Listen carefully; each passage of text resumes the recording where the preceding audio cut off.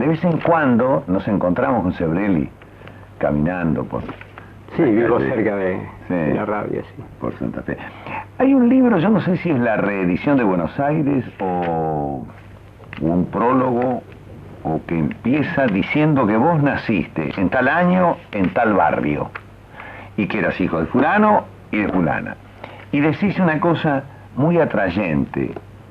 Decís, eso explica gran parte de mi personalidad, explica gran parte de quién soy, porque si bien una parte es genética, otra parte es social, eso ya no lo decís vos, hay una parte que es enigmática en el ser humano, ¿verdad?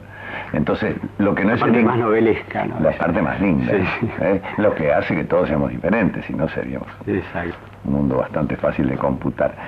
Está bien, entonces, repetí de memoria, si podés o no, esa primera frase. Sí, nací en Buenos Aires en 1930 en el seno de una familia de la clase media baja. Son tres determinantes, bueno, en 1903, y en un barrio del barrio de Constitución, un barrio con características muy especiales, ¿no? Si querés después podemos conversar sobre ese barrio. Yo creo que ya podríamos entrar a eso, porque yo te voy a dejar hablar, porque me parece que hablas tan bien como escribiste. No, yo tengo lo que los franceses llaman el esprit d'escalier, espíritu de escalera, ¿no? Que saben lo que hay que contestar cuando bajar a los 5 pisos. Soy mal conversador. Yo pienso escribiendo, no hablando. Esa es una deficiencia. Pero vos decís que, en fin... ¿Sabés que Borges hablaba como si dictara? Sí. Pero lo ayudaban dos cosas para eso. Es envidiable. Lo ayudaba la ceguera y la tartamudez. Claro, sí. La ceguera, la ceguera porque lo había obligado a dictar. A dictar, sí. Y la tartamudez porque le daba tiempo para pensar, claro. Exactamente, sí. Exacto. Sí. No, yo no tengo esa cualidad, ¿no? Bueno, pero háblame de ese tiempo, vamos, de tus correrías de tu infancia. Vamos a ver, vos sos un vagabundo, has dicho muchas veces. Bueno, caminador. Vagabundo, sí, y al mismo tiempo sedentario, es decir, se dan las dos cosas, ¿no?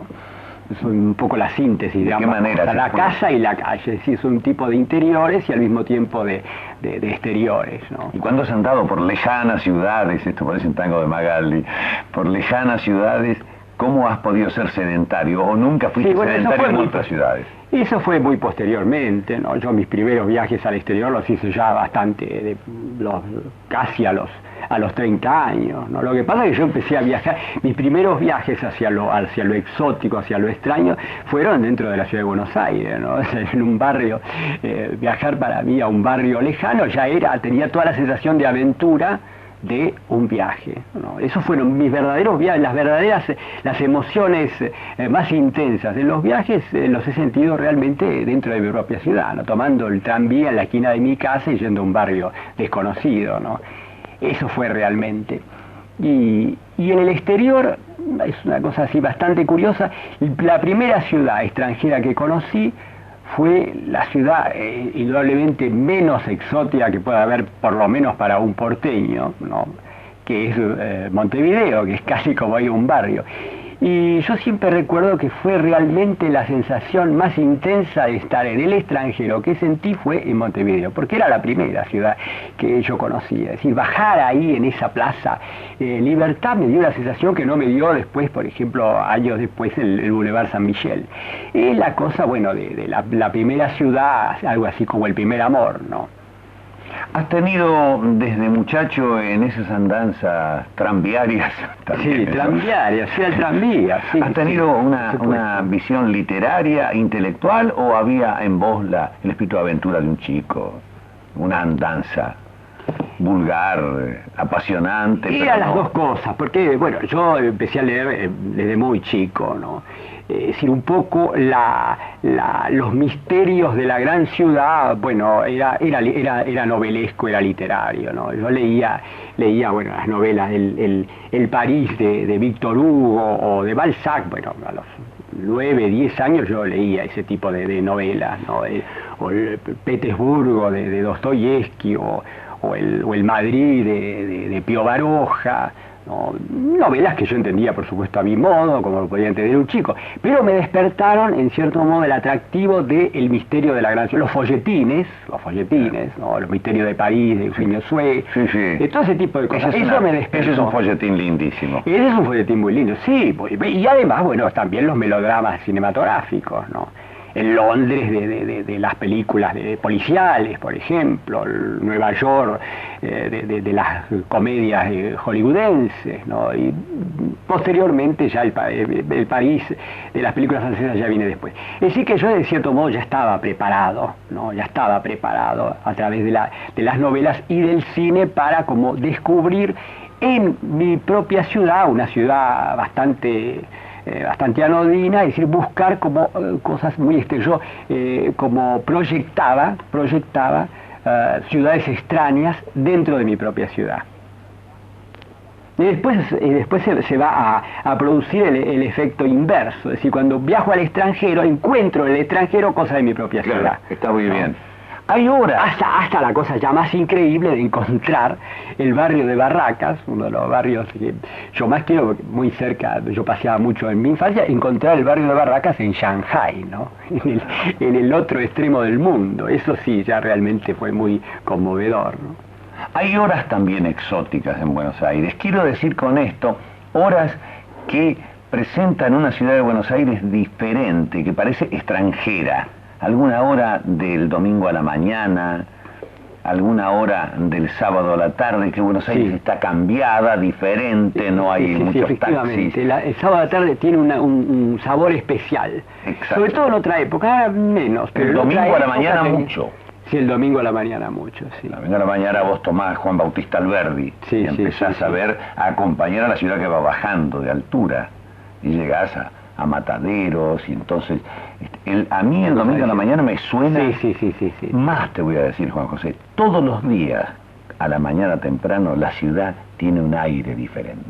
Sí, exacto. Ahora, otra hora que a mí me parece, y para ciertos barrios que me parece realmente una hora clave, es el atardecer en ciertas calles de Arrabal. Por ejemplo, en Barracas, en esas zonas fabriles, cuando ya se han cerrado las fábricas y quedan solitarias, tiene cierto aire como de escenografía teatral, ¿no? Siempre son de tristes esas horas. Sí, son muy melancólicas. Melancólicas pero bellas. Bueno, si la música, la música de Chopin también es triste y es bella. Hay muchas cosas que son bellas y tristes al mismo tiempo. Pero son bellas, a mí me gusta. Que lo ha dado, por ejemplo, cierta pintura, ese clima de soledad de ese tipo de barrios al atardecer. Por ejemplo, los cuadros de Horacio March, Pacenza, han dado alguna cosa de Berni, no, Berni más ha dado la ciudad de provincia, pero Pacenza y March han logrado captar ese clima, ¿no? de metafísico, planetario que tienen esas calles de Arrabal, sobre todo en el barrio de Barracas, ¿no? 3 o 4 respuestas breves te pido. Escuela. ¿Qué escuelas has tenido, Sebrelli? No tengo ningún grato recuerdo de las escuelas por las cuales he pasado. La prueba está de que en mi libro de memoria prácticamente no hablo de las escuelas. Realmente no. Barraca, primaria.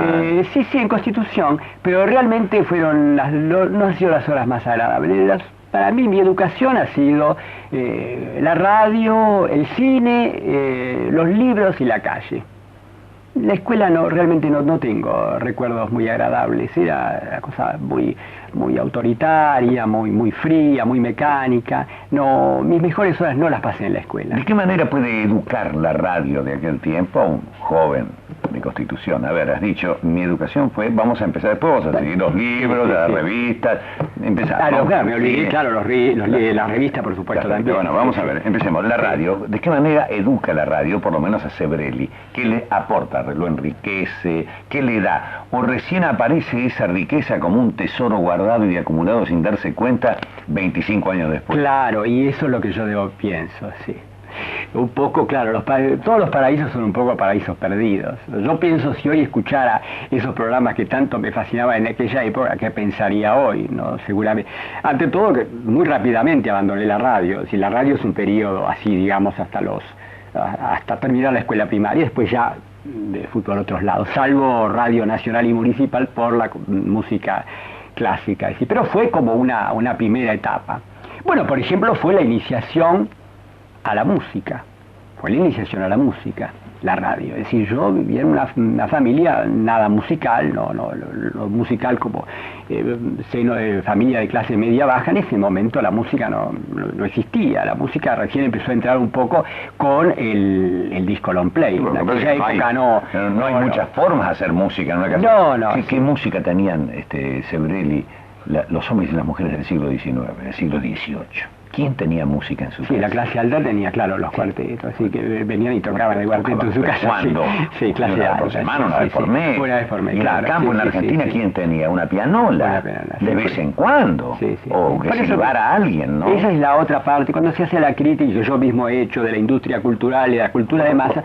Pero claro, uno idealiza otra época, sí, claro, la música de cámara, pero bueno, tenía acceso muy poca gente y ni siquiera con la continuidad que puede tener hoy cualquiera, que puede escuchar música las 24 horas del día.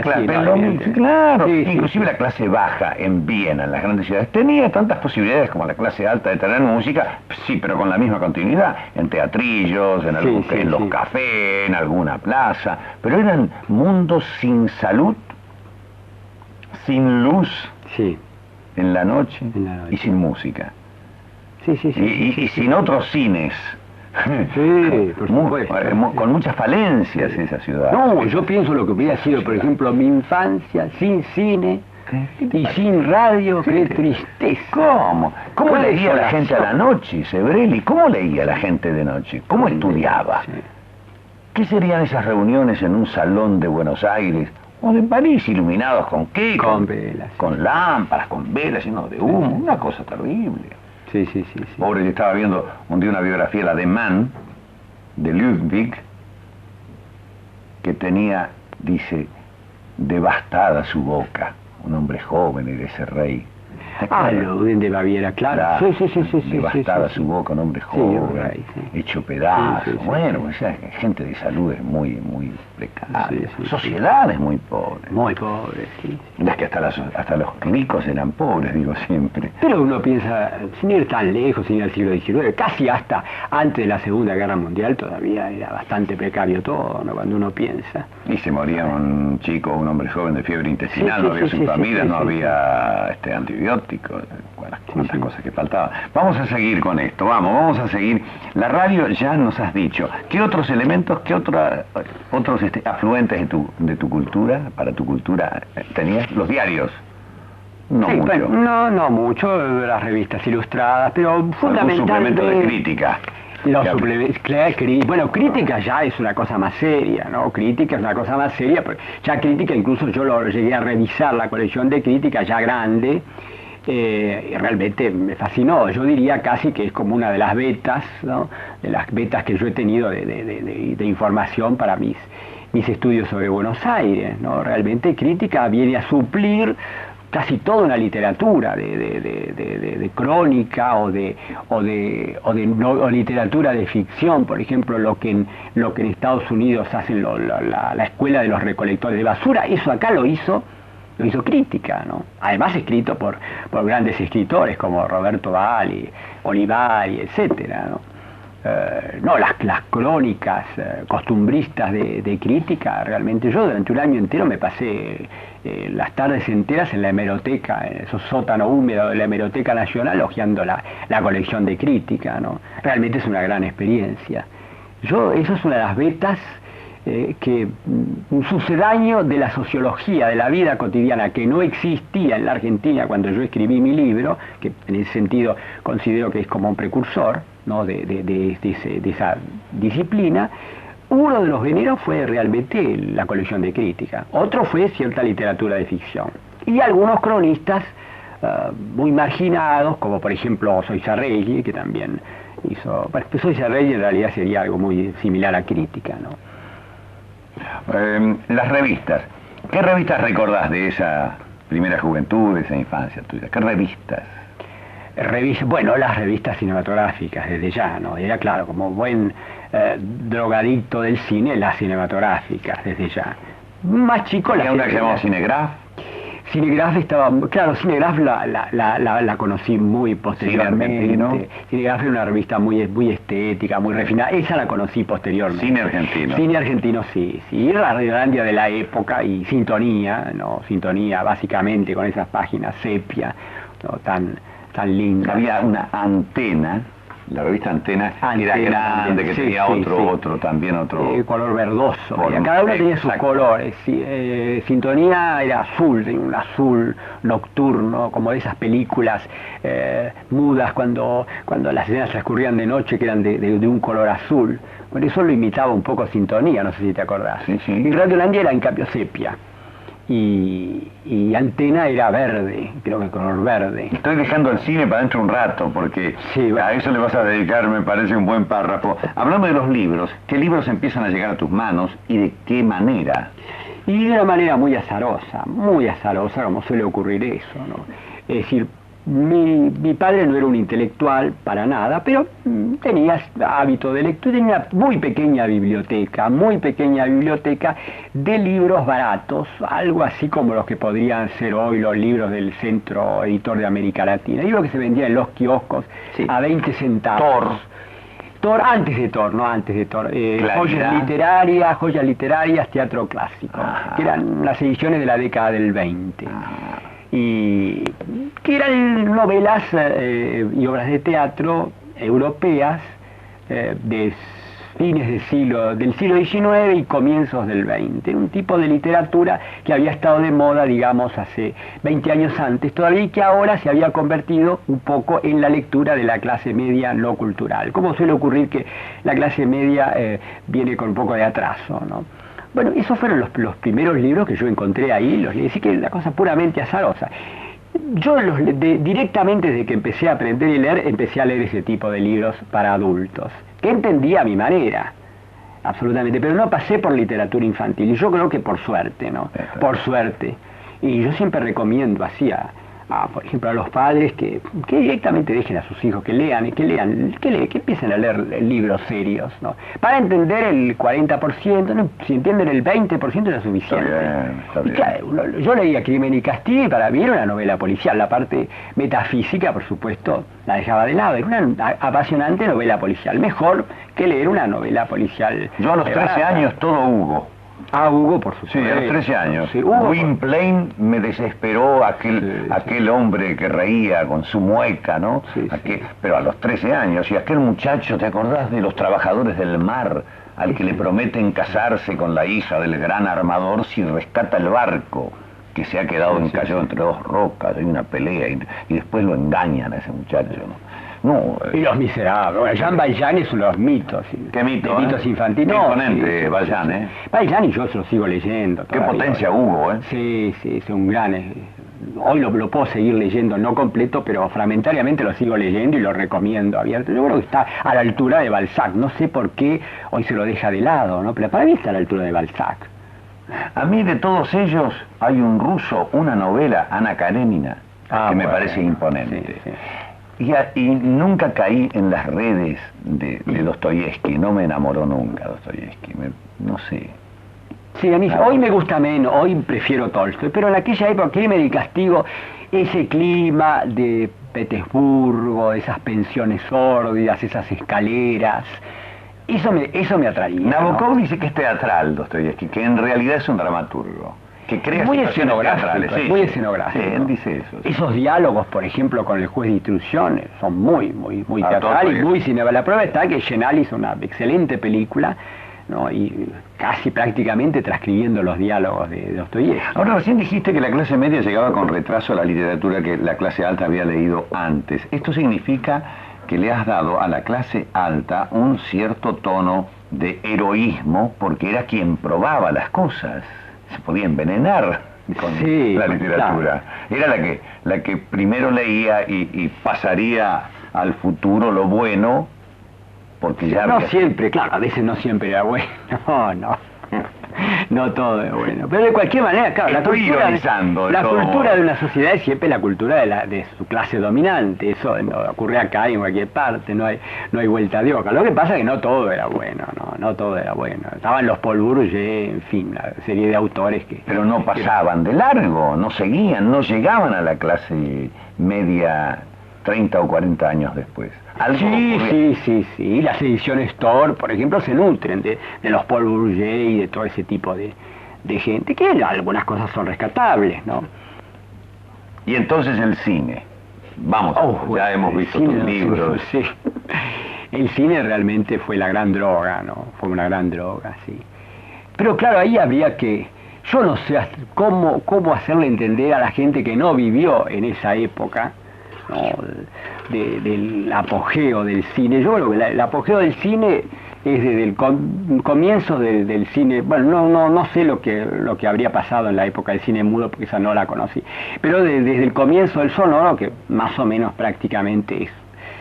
yo nací con el comienzo del sonoro, hasta, yo diría, la Segunda Guerra Mundial. Después de la Segunda Guerra Mundial el cine es otra cosa. Totalmente. Es otra cosa. En ese momento no se trata de un fenómeno cultural, es algo que sobrepasa ampliamente, es un fenómeno social, no cultural.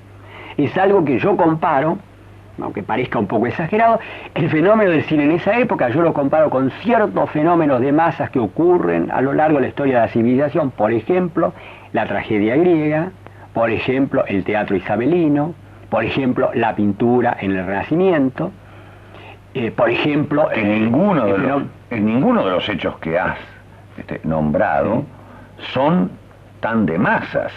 Claro, porque la sociedad en esa época no daba para tanto. Claro. Además eran restrictivas las sociedades, el teatro griego... Sí, pero el teatro griego iba a toda la ciudad, por lo menos, ¿no? Sí, pero había una ciudad que no tenía entrada, los extranjeros... Sí, con la restricción de la época. Claro. Lo que podía ser una misa en una catedral medieval en Francia, por ejemplo, que era toda una ceremonia, era todo un teatro. Importancia al cine. Sí, y el último fenómeno similar sería el fenómeno de la novela del siglo XIX. Por ejemplo, la novela, cuando la novela se publicaba en folletín en los diarios, y todo el mundo... El más grande debe haber sido... Sí, Dostoyevsky, Balzac y todos publicaban, y que la sociedad entera giraba alrededor de esa novela, cosa que no ocurre después del siglo XX. El siglo XX se lee en novela, entre otras cosas, pero la novela en ese momento era algo donde giraba, desde la clase baja, alfabeta, por lo menos, los alfabetos, hasta la clase alta, pasando por toda la graduación de clases, todos leían la misma novela. Es lo que después se va a dar en el cine. Mira, Sebrelli, quise decir, Dickens, no en calidad, que no, seguramente no es ni segundo ni tercero, quise decir como fenómeno de entusiasmo, de locura. En Estados Unidos esperaban la llegada de los barcos, de los vapores que venían de Inglaterra, en el puerto para comprar los fascículos que faltaban, ¿no? Bueno, eso es un fenómeno, por supuesto, que no se da con la novela en el siglo XX. De ninguna manera. No. Hoy en el siglo XX está la novela y otras cosas. En esa época la novela ocupaba el principal papel. Era como un aglutinante social. Ese aglutinante social es el lugar que va a ocupar el cine en ese periodo, 1930, 1950. Sí, ¿no? 50, sí. Donde ahora, además las salas de cine, las salas eran como verdaderas, hoy una sala es un lugar de paso, donde uno va a ver una película. En ese momento no se iba a ver solamente la película, era algo así como un club privado, como un café, un lugar donde se iba a estar, donde se pasaba toda la tarde. Las salas además tenían su personalidad propia, por barrios, por clases, por gustos, cosas inimaginables. Se puede hacer una radiografía de la sala de la ciudad de Buenos Aires y de cualquier otra ciudad, por supuesto. Y reemplazaban a la nobleza como paradigmas, como prototipos, los actores y las estrellas de cine. Claro. Era por primera vez. Por primera vez aparecía algo que reemplazaba lo que vamos a llamar después el jet set, que es ya una mezcla rara de Musset y de Viví, que ya no es la nobleza, no son los marqueses, ya son ellos. Hay una revista española, Hola, que debe ser la revista de mayor tiraje en el mundo. Y se dedica a princesas, a marqueses. Te recomiendo, en el último número tienen una nota sobre la hija de Rita Hayworth Italicán, que sí, es espléndida la Sí, nota, sí, sí, muy voy a bien. comprarlo. Pero seguimos. Sí, pero eso viene ahora, pero en ese momento es el pasaje del hogar a Radiolandia. Ahí está. El hogar era todavía cuando la estrella, la vedette, el ídolo, era la gran señora de sociedad. Todavía. Y la fiesta. Y de pronto aparece la estrella de cine. Se convierte en el paradigma, ¿no? Eso se da exactamente en los años 30. Exactamente los años 30. Hoy ya no es más eso. ¿Son todavía los americanos los astros del cine que te gustan? ¿O ya empezás a ver un mundo cinematográfico argentino? Norteamericanos y argentinos, las dos cosas. Para mí eran las dos cosas. Yo, de cierto modo, cosa que no ocurría, porque generalmente había como, o sea, de los norteamericanos o de los argentinos, así como de Boca o de River, ¿no? Era muy típico al respecto. Se dividía, había una sala en mi barrio, había una sala donde iba la gente más culta a ver cine norteamericano y la otra un poco más popular que iba a ver cine argentino. No, yo estaba en las dos cosas, iba a uno y a otro. Y después ya en la adolescencia el cine francés, que esa es otra etapa, ¿no? Porque ir a ver cine francés, como empecé yo en los años mediados del 40, era un escándalo, porque en esa época, bueno, se discutiría si uno era del cine argentino o del norteamericano, pero ser del cine francés era algo así como un muchacho de familia decente ir a bailar un tango en un piringuntín en el 1900, una cosa que caía muy mal, era un escándalo, en el seno, en un ambiente de clase media, más o menos baja, así, un poco cultural, era una cosa de locos ir a ver cine francés. Yo te digo una Increíble. cosa. Aparte, había muy pocos cines que lo daban, era muy poca gente que iba, éramos como raros, como tipos que iba como sectarios, como gente perteneciente a una secta, ¿no? Esas cosas son inconcebibles. Yo te digo que hemos sido injustos con el cine americano. Yo veo el cine francés, a mí pasó lo mismo que a vos, me gustaba ir a ver el cine francés. Sí.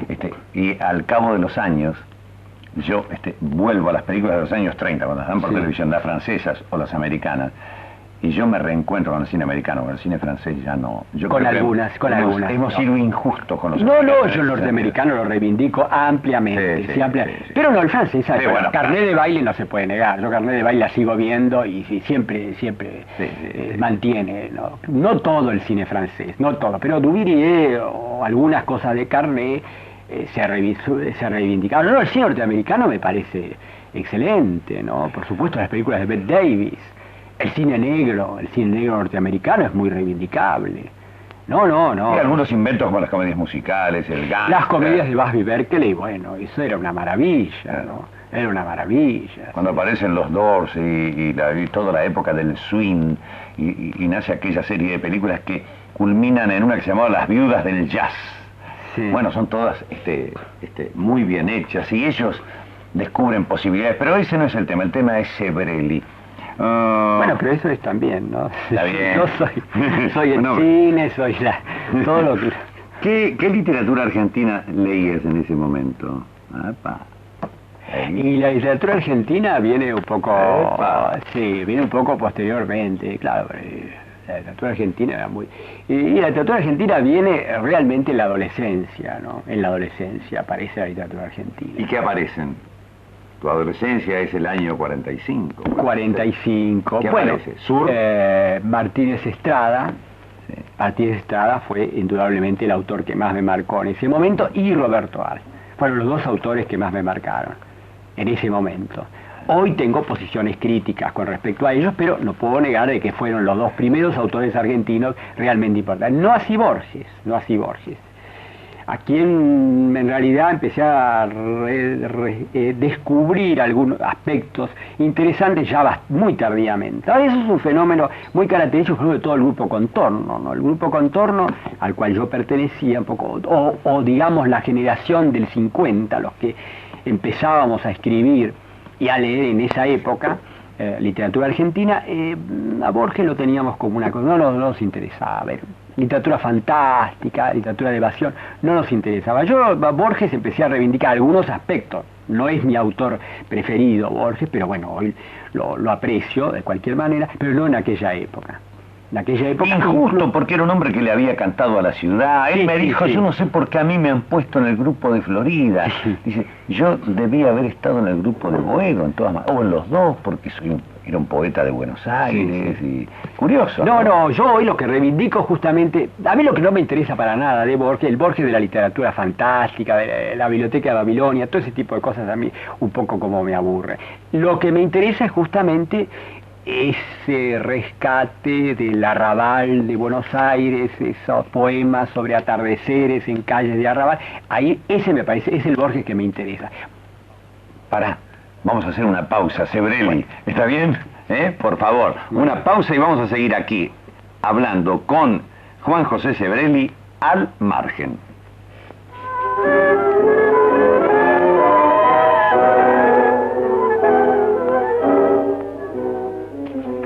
Transmite LS1, Municipal, la radio de Buenos Aires, en 710 kHz, en el mes de su 60º aniversario.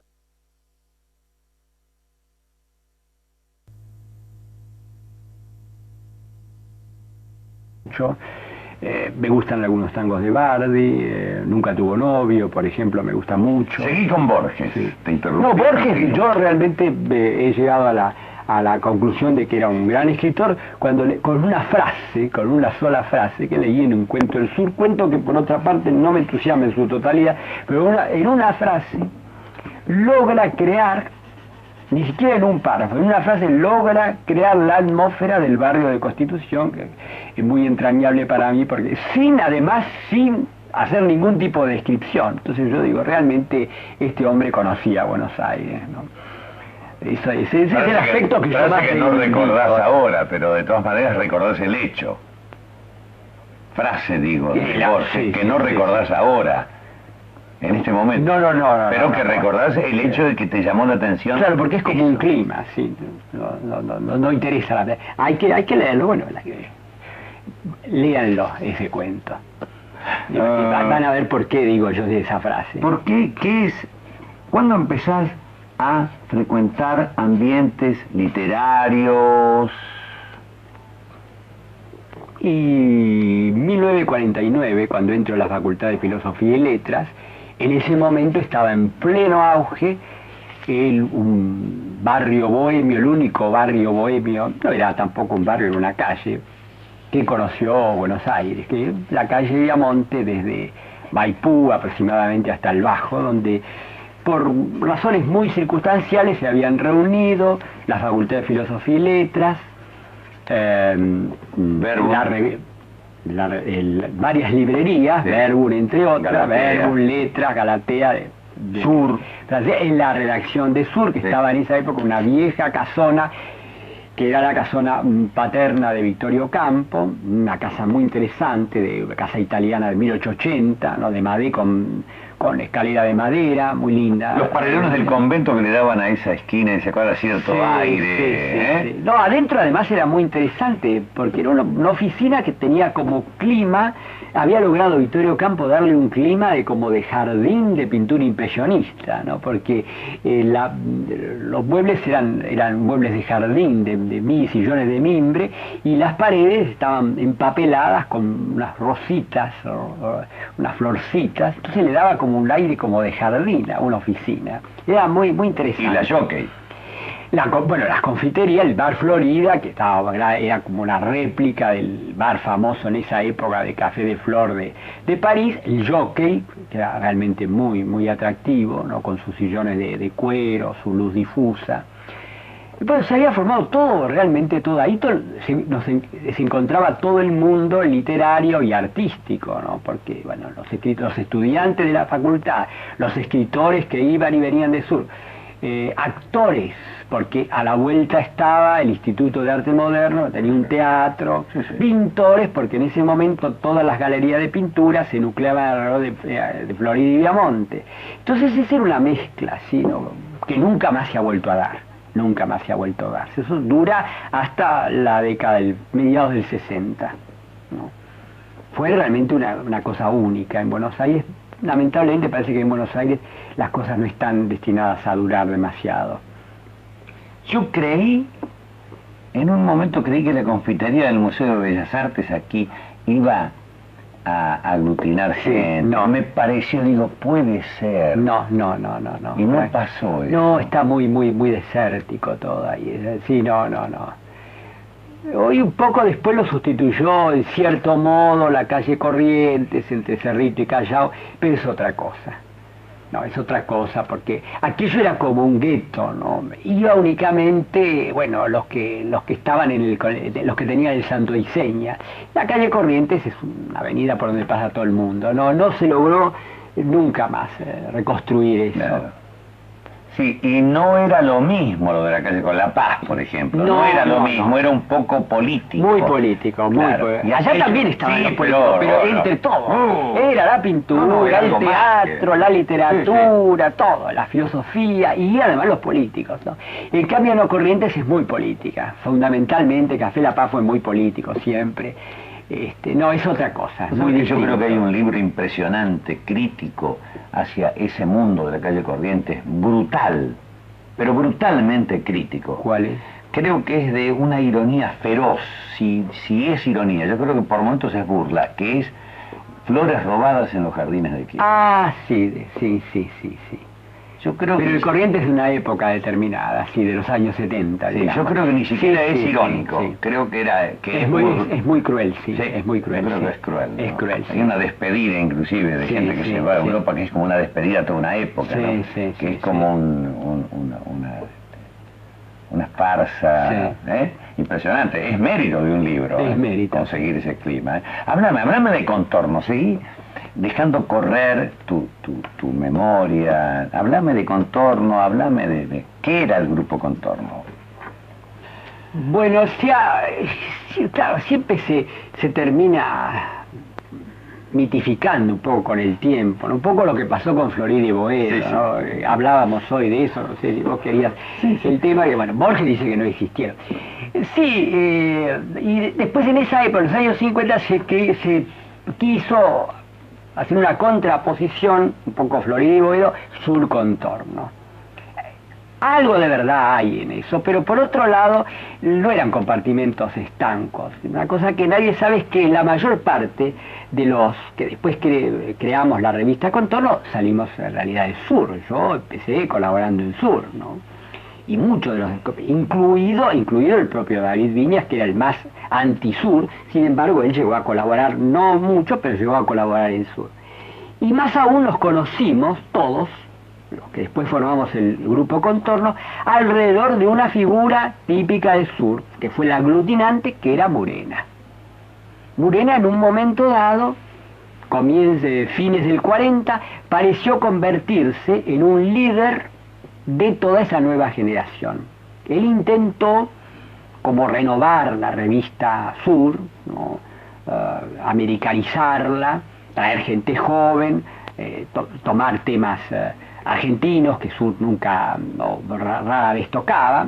Yo lo conocía a Murena por una sección que él sacaba donde era insólitamente en Sur se hablaba de temas como Hipólito Yrigoyen, Carlos Gardel, el peronismo.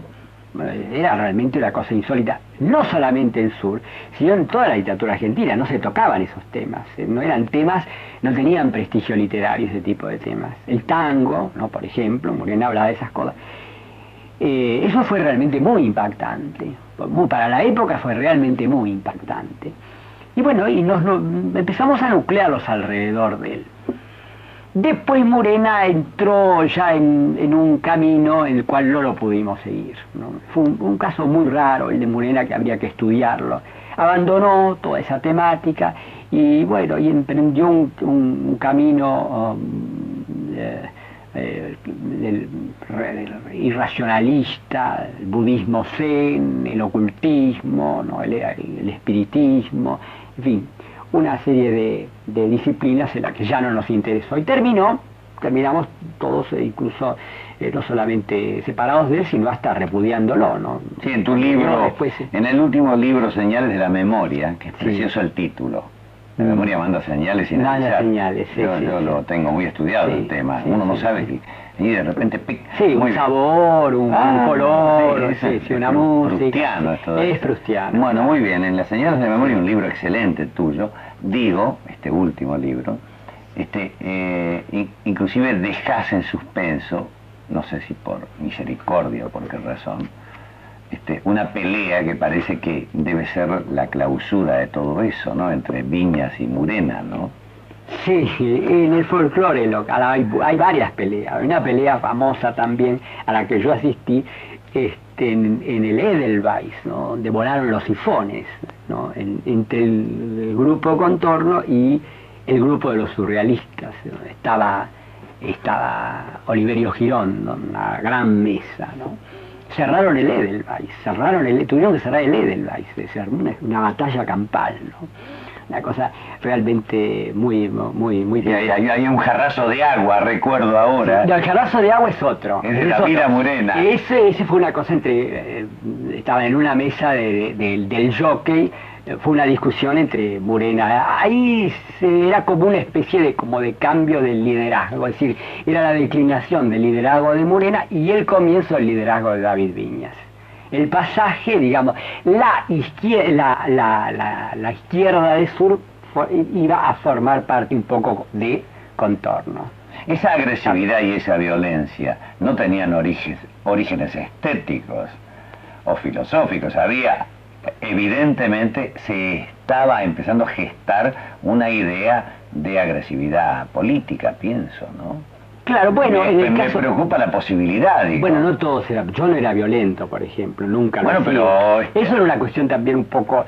tampoco Murena lo era. No, esa era una cuestión un poco personal, es decir, un rasgo, diríamos, neurótico del carácter de David Viñas, ¿no? Me da la impresión. No era tampoco tan generalizada la cosa, ¿no? No era tan generalizada. Él después incluso trató de sociologizar esa violencia, diciendo que era como una contraposición a las buenas maneras de la vieja Argentina, ¿no? Pero en fin, eso es muy discutible. Vamos a hacer otra pausa, por favor. El S1 Municipal, la radio de Buenos Aires, en su frecuencia 710, en el mes de su aniversario. El grupo La Galera Encantada presenta la obra Cazadores de Sonidos, de Héctor Presa, sábados y domingos a las 16, en el Teatro Presidente Alvear, Corrientes 1659. La temperatura 7 grados 5 décimas, la humedad es 73% y la presión en milibares 1027 decimal 4. Son las 11:48 minutos. Al margen con Antonio Carrizo.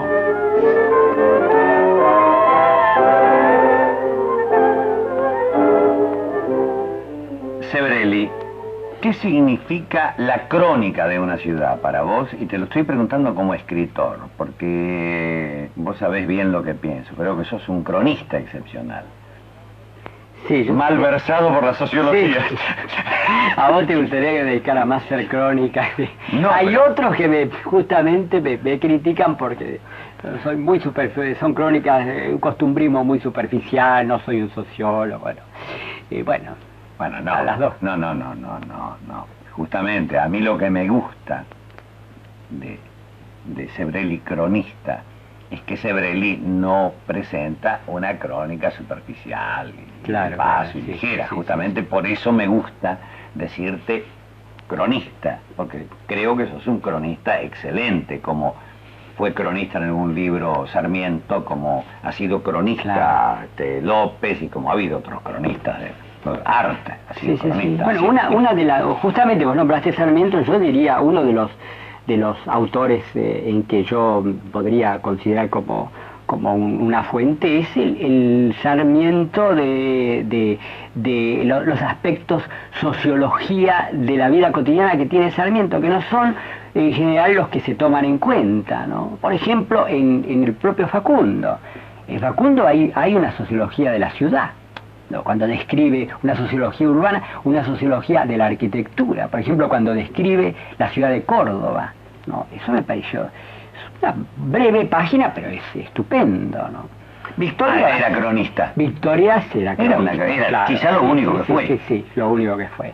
No, Sarmiento era más, él hacía la sociología, en los viajes. Era literato, aparte era un gran escritor, sí, pero en los viajes, por ejemplo, hace sociología de la vida cotidiana y sociología de la arquitectura, que es otro aspecto que a mí me interesa mucho. Hay algunos ensayos de arquitectura doméstica. No, realmente ese estaría sería uno de los autores que yo consideraría precursor de lo que se puede llamar una sociología de la vida cotidiana, ¿no? A mí a ver si yo te sigo, te leo, y de pronto parece que como con pudor, es muy chaplinesca la idea, si es pensada. Chaplin tiene el pudor de la emoción muchas veces en sus películas y rompe con un gag, una situación, bueno, melancólica, emotiva. Tiene como el pudor de lo emotivo. Y vos tenés como el pudor de la crónica. De repente estás haciendo la crónica espléndidamente, rompés la crónica, la parás. Y no, lo que pasa es que yo creo que el género del ensayo, o la manera como yo tomo al ensayo, que es una forma muy particular, no quiero generalizar, es un poco como una ambigüedad, ¿no? Como un género ambiguo entre lo literario, que sería el aspecto crónico, de crónica, que a vos te interesa, lo literario y lo artístico, es decir, lo ceñido muy a lo concreto, a lo sensible, y al mismo tiempo lo científico, llamémosle así, lo sociológico, lo general y lo abstracto. A mí justamente lo que me gusta es ese fluctuar, y tal vez, y acaso, la originalidad de Chaplin no estaba en eso, precisamente, en cortar la parte emotiva. Y claro, y ese era Chaplin, si no hubiera sido... Ese es muy posible que sea tu originalidad. Y bueno, yo además creo, lo hago conscientemente, ¿no?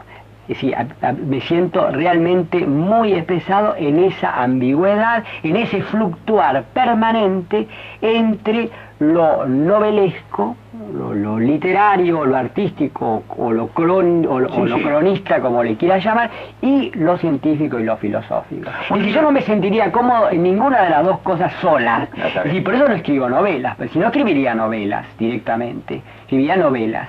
No me interesa escribir, bueno, por eso no soy un economista. Y por eso no soy un economista y escribo libros sistemáticos de filosofía. Claro. Escribo ensayos, yo ahí me siento cómodo, realmente. Entonces no me reprochen que no haga lo otro. Los deseos del peronismo, que es un libro muy valiente, es muy típico de este sistema tuyo, que no es un estilo, sino que es un sistema de trabajo. O sea, es un libro muy de crónica, y es un libro de conclusiones sociológicas, y en este caso políticas. ¿Te costó escribir ese libro? Porque era un libro, necesitabas mucha valentía para escribir ese libro, valentía personal, desde el punto de vista que había que revisar tu pensamiento. Claro, bueno, no, el libro fue escrito en un año, pero bueno, pensado a lo largo de 10, ¿no? Fue todo el proceso, la conclusión de un largo proceso de transición en mi manera de pensar, que duró 10 años. Porque, ojo, ahí cae el peronismo, cae Mussolini, Gandhi, Hitler, Castro, ahí cae mucha gente. Sí, cae mucha gente. Pusiste peronismo, podrías haberle puesto muchas otro otras tipo, cosas, no leo tan mal. No, de ninguna manera, sos muy buen lector. Me acuerdo bien de ese libro, impresionante ese libro, ¿eh? ¿Te costó críticas, amistades, recriminaciones? Todos mis libros me cuestan. Yo siempre digo que tengo carpetas enteras llenas de insultos y de diatribas terribles, ¿no? Terribles. Carpetas enteras. Yo creo que he tenido más críticas negativas que positivas. Háblame de otra faceta de tu personalidad. En este caso me voy a referir a tu sedicente marxismo, que es una cosa en la que yo no alcanzo a comprenderte muy bien, porque pareciera en el prólogo de Los Deseos, ¿cómo se llama el libro? Los Deseos del Peronismo. Los Deseos Imaginarios del Peronismo. En el prólogo decís que sos casi una pieza única. desde el punto de vista marxista. Sos como... No, hay muchos, en el mundo somos muchos. No, pero en Argentina, no, en Argentina sos como una pieza única. Hay otro, bueno, Blas Matamoros, hay algunos, sí, que más o menos, sí. Nuestro amigo común, Blas Matamoros, por ejemplo, hay algunos que no soy el único, pero poco. Bueno, pero dígame, ¿qué es ese marxismo que vos mismo te adjudicás o en el que te enrolás? No me enrolo como soldado, como francotirador. Francotirador, claro. Sí, a ver. Bueno, yo creo que Marx ha sido uno de los grandes humanistas del siglo XIX y su pensamiento en muchos aspectos sigue siendo vigente, lo mismo que Hegel, su maestro, como gran filósofo. Nada que ver con los marxistas contemporáneos, nada que ver, que en realidad no han leído a Marx. Yo considero que no han leído a Marx. Si lo leyeran alguna vez, o habrán leído algunos fragmentos así muy seleccionados. Si lo leyeran alguna vez se llevarían una sorpresa, porque se darían cuenta de que es todo lo contrario de lo que ellos piensan, ¿no? Aparte de marxismo, muy difícil hablar. El propio Marx empezó por decir: yo solo sé que no soy marxista. Es muy difícil hablar de marxismo porque Marx se contradice permanente. Como gran pensador, como gran creador, hoy dice una cosa y las ideas de él son tentativas, hipótesis tentativas. Hoy dice una cosa y mañana dice otra, y pasado mañana dice otra. Hay contradicciones dentro de la obra de Marx, hay contradicciones entre Marx y Engels, y hay contradicciones entre Marx y Engels y todos sus continuadores. Obedecen a las leyes de la dialéctica muy claramente. No, y a las leyes de todo gran creador, de todo creador de un pensamiento nuevo, ¿no? Lo mismo pasa con Freud, lo mismo pasa con todos los grandes pensadores. Es decir, la doctrina después la hacen los discípulos. Los discípulos toman la parte que les interesa y es una doctrina cerrada, un dogma. Pero en Marx no. Así que, bueno, yo diría que soy un admirador de Marx. Y un marxista, en el sentido que uno puede ser admirador de Marx, no en el sentido de enrolarme en ninguna de las corrientes marxistas contemporáneas con las cuales casi no tengo ningún punto en común. ¿Y qué tenés en común con los habitantes de esta ciudad de Buenos Aires que tiene, entre otras cosas, esta radio en la que estamos conversando hoy? ¿Qué tenés en común con los habitantes de la ciudad? ¿Qué le echás en cara a la ciudad o qué te gusta de la ciudad? Amor-odio, no. La cosa no son el amor, sino el espanto. Será por eso que la quiero tanto. Un verso bastante absurdo de Borges, pero qué eficaz. Es muy eficaz. Qué lindo. Sí, uno se identifica. Sí, no, bueno, yo me considero siempre, reivindico las teorías regionalistas. Yo no soy nacionalista, absolutamente. Soy antinacionalista. Creo que la nación es una ficción política, jurídica, surgida no hace mucho tiempo y tal vez destinada a desaparecer rápidamente. Es decir, los límites de un país son algo tan arbitrario, dependen de la suerte de una batalla, y que Bolivia no sea Argentina, o que Jujuy no sea boliviana, en fin, es una cosa sumamente azarosa los límites. En cambio sí creo que hay una realidad en la región. La región es una realidad porque uno se identifica con aquello con el paisaje que lo rodea, y la gente con la cual uno vive en contacto desde su nacimiento. Bueno, uno tiene ciertas cosas en común. Ahora, mi paisaje es el paisaje urbano. Si ya somos diferentes de los uruguayos. Ya somos diferentes. Pero los uruguayos yo considero de que son también. No, yo me encuentro muy parecido a los uruguayos. Claro, sí. Bueno. Mucho más al uruguayo que al cordobés, por ejemplo, que al jujeño. Sí, tenemos hasta el mismo folclore, el tango, hablamos igual, salvo un uruguayo y un argentino no es posible diferenciarlo en el dialecto. Seguí con la idea. En cambio, con un jujeño enseguida es otra cosa. Entonces llegás a Buenos Aires. Se parece más al boliviano, el correntino se parece más al paraguayo, el mendocino está más cerca del chileno. Y nosotros estamos más cerca de los uruguayos. Es decir, que la región es una realidad, la nación no. Yo tengo muy poco que ver con un jujeño. Me interesa como ser humano, pero no tengo nada que ver realmente con un jujeño. Y en cambio me siento mucho más cerca de un uruguayo. Es decir, la realidad de la región. La realidad de la región. Y aparte, bueno, en el caso especial, que mi región es una ciudad, y una gran ciudad además, me hace que no solamente me sienta identificado con ella y con ese barrio que es de Buenos Aires, que es Montevideo, sino con otras ciudades de otros mundos. Yo creo que hay más similitud, y acá los nacionalistas van a decir que es una tilinguería cuando uno se compara con París y con Nueva York. Claro, algo de tilinguería hay, en eso hay bastante distancia, pero hay también una parte de realidad, ¿no? La vida de un habitante de Buenos Aires se parece más a la vida de un habitante de Nueva York o la vida de un habitante de París que a la vida de un habitante de Jujuy. Es indudable.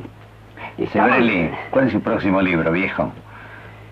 Mi próximo libro y varias cosas. Nada más que títulos, nada más, no tengo más tiempo. A ver. Claves para la transición a una sociedad postmoderna.